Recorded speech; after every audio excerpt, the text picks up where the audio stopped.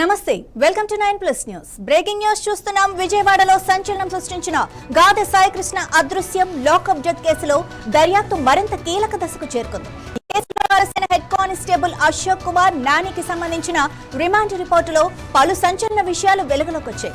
దర్యాప్తు అధికారుల ముందు ఇద్దరు నిందితులు పూర్తి స్థాయిలో సహకరించలేదని, అడిగిన కీలక ప్రశ్నలకు సమాధానాలు ఇవ్వకుండా మౌనం వహించారని పోలీసులు కోర్టుకు సమర్పించిన రిపోర్టులో అధికారులు తెలిపారు. ఇక దర్యాప్తులో అత్యంత కీలకంగా భావిస్తున్న మొబైల్ ఫోన్ల విషయానికొస్తే తాము ఉపయోగించిన ఫోన్లను అప్పగించాలని అధికారులు కోరగా ఆర్థిక ఇబ్బందుల కారణంగా నాగ్పూర్ లో గుర్తు తెలియని వ్యక్తులకు విక్రయించామని అశోక్ నాని చెప్పినట్లు రిమాండ్ రిపోర్టులో వెల్లడించారు. అయితే ఈ వేళ పోలీసులు అనుమానాలు వ్యక్తం చేస్తూ వాటి ద్వారా కీలక డిజిటల్ ఆధారాలను దాచిపెట్టే ప్రయత్నం జరిగి ఉండొచ్చన్న కోణంలో దర్యాప్తు కొనసాగిస్తున్నారు.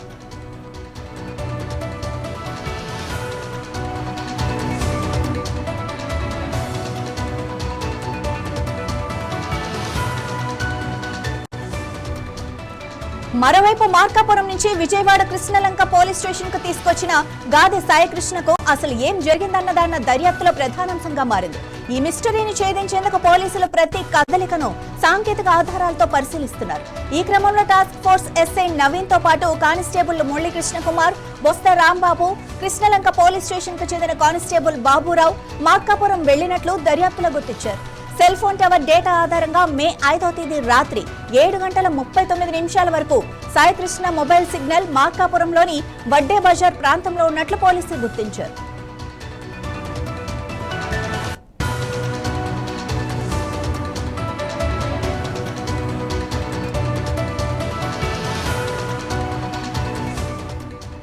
అలాగే మే 6వ తేదీ తెల్లవారుజామున 3:53 constable Babarao mobile tower location కూడా మార్కాపురంలోనే నమోదైనట్లు రిమాండ్ రిపోర్టులో వెల్లడైంది.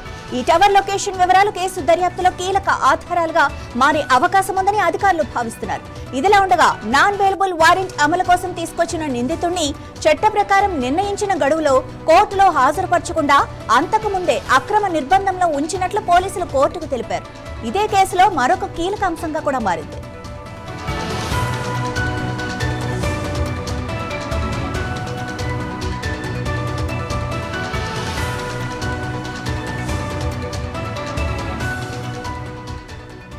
ఎఫ్ఐఆర్లో పేర్కొన్న నిందితులంతా కలిసి సాయి కృష్ణ అదృశ్యానికి కారణమయ్యారని, అనంతరం జరిగిన పరిణామాలపై నిజాలను దాచిపెట్టే ప్రయత్నం చేస్తున్నట్లు పోలీసులు అనుమానం వ్యక్తం చేస్తున్నారు. కేసులో ఇంకా అనేక అంశాలు వెలుగులోకి రావాల్సి ఉన్నందున నిందితులందరినీ మరింత లోతుగా విచారించి కీలక సమాచారాన్ని సేకరించాల్సిన అవసరం ఉందని రిమాండ్ రిపోర్టులో స్పష్టం చేశారు.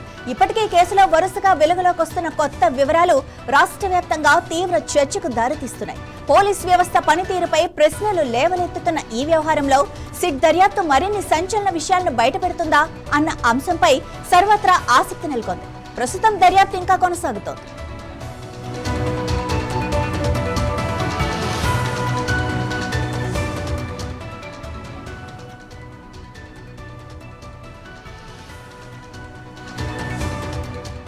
ఇదే విషయానికి సంబంధించి మరింత సమాచారం మా ప్రతినిధి కృష్ణ అందిస్తారు. కృష్ణ, అసలు ఈ కేసు దర్యాప్తులో ఇంత గందరగోళం జరుగుతున్న నేపథ్యంలో ఈ సిట్ ఎలాంటి వివరణలు కోర్టుకు సమర్పించబోతోంది? ఏమేమి ఆధారాలు సేకరించింది? ప్రధానంగా విజయవాడ కృష్ణలంకలో జరిగిన లాకప్ విషయంలో మొదటి నుంచి ఈ కేసు అనేక రకాల కొత్త మలుపులు తిరుగుతున్నట్లు చూస్తా ఉన్నాం. ముఖ్యంగా ఈ కేసులో ప్రతిదీ కూడా సెన్సేషన్ సృష్టించేటటువంటి యొక్క విషయాలు అయితే మనకు బయటకు వస్తూనే ఉన్నాయి. మొదటి నుంచి ఈ కేసులో అనేక అనుమానాలతో పాటు అనేక ప్రశ్నలు అయితే తలెత్తూనే ఉన్నాయి. వీటన్నిటికీ ప్రధానంగా కర్త కర్మ క్రియ సస్పెండెడ్ సిఐ నాగరాజ అంటూ కూడా ఇప్పటికే సిబ్బంది అయితే తెలిసేసింది. ఏదైతే సాయి కృష్ణని లాకప్ లోనూ చంపేశారు, మే 2వ తారీఖు లోపు ఇతన్ని హత్య జరిగింది లాకప్ లోనే అని చెప్పేసి కూడా ఇప్పటికే సిట్ బృందం అయితే ఇప్పటికే దర్యాప్తు అయితే తెలిసేసింది. దీంతో పాటు ఏదైతే సైంటిఫిక్ ఎవిడెన్స్ ను కూడా తారుమారు చేశారు, అదేవిధంగా డిజిటల్ అంటే సీసీ కెమెరాలు ఇవన్నీ కూడా నాశనం చేయడంలో కూడా కీలక పాత్ర నాగరాజ వహించాడంటూ కూడా ఇప్పటికే సిట్ అయితే ఆ ఆధారాలతో సహా తన రిమాండ్ రిపోర్ట్ లో పేర్కొంది. దానిలో భాగంగానే 14 రోజులు జ్యుడిషియల్ రిమాండ్ గా నాగరాజును అయితే పంపించడం జరుగుతుంది. దాంతో పాటు నాగరాజుకి ప్రధానంగా సహాయ సహకారాలు అందించారని చెప్పుకుంటున్నటువంటి ఇద్దరు కానిస్టేబుల్ నానితో పాటు అశోక్, ఈ ఇద్దరు కానిస్టేబుల్ కూడా పోలీస్ స్టేషన్ లో లొంగిపోవటం, వారిని కూడా సిట్ బృందం అయితే విచారించింది. కానీ విచారణలో ఏ ఒక్కరూ కూడా నోరు మెరిపిన పరిస్థితి లేరు. సిట్ బృందం అడిగిన ప్రశ్నలన్నిటికీ కూడా చాలా సైలెంట్ గా ఉన్నట్లు, నోరు మెదపలేదు అని మనకి వివరాలు అయితే వస్తున్నాయి. దాంతో పాటు ఏదైతే వీరి సెల్ ఫోన్లు అన్నింటినీ కూడా స్వాధీనం చేసుకున్న ప్రక్రియలో భాగంగా సిట్ అయితే సెల్ ఫోన్ల గురించి ప్రశ్నిస్తే సెల్ ఫోన్లు మేము నాగ్పూర్ లో గుర్తు తెలియని వ్యక్తులకు అన్వేషామంటూ కూడా ఈ ఇద్దరు కానిస్టేబుల్ సమాధానం చెప్పారంటూ కూడా సిట్ తన రిమాండ్ రిపోర్ట్ లో పేర్కొంది. దాంతో పాటు వీరు ఎవరు కూడా సమాధానం చెప్పకపోవడంతో మొత్తం నలుగురు కానిస్టేబుల్ కూడా నాని, అశోక్ తో పాటు అదే విధంగా సాంబయ్య, బాబురావు ఈ నలుగురిని కూడా A2, A3, A4, A5 అంటే టోటల్ గా A6 మొత్తంగా వీరందరినీ కూడా ఇప్పటికే రిమాండ్ గా పంపించినట్టు చూస్తా ఉన్నాం.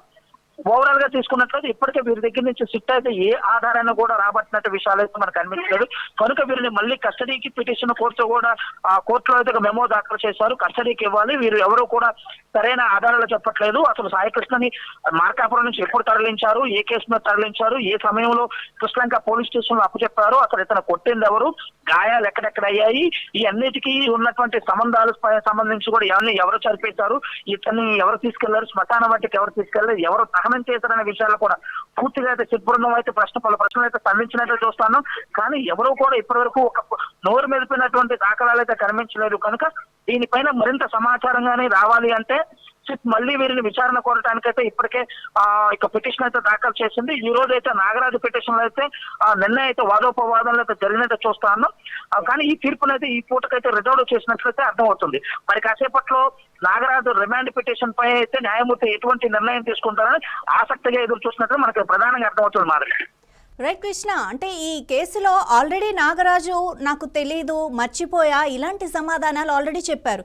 సో ఇప్పుడు వీళ్ళు కూడా అలాగే మౌనం పాటిస్తూ వస్తున్నారు. సో అంటే నిజాల్ని దాచిపెట్టే ప్రయత్నాలు జరుగుతున్నాయి అనుకోవచ్చా?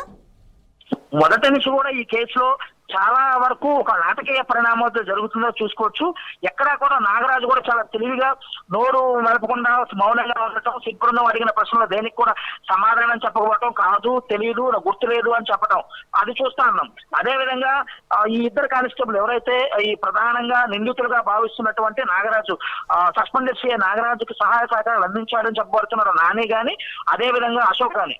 ఈ ఇద్దరు కూడా సేమ్ అదే ప్యాటర్న్ లో వీళ్ళు నాకు తెలియదు, మాకు గుర్తులేదు, ఏం జరిగిందో తెలియదు అంటూ కూడా తప్పించుకునే ప్రయత్నం చేస్తున్నారు.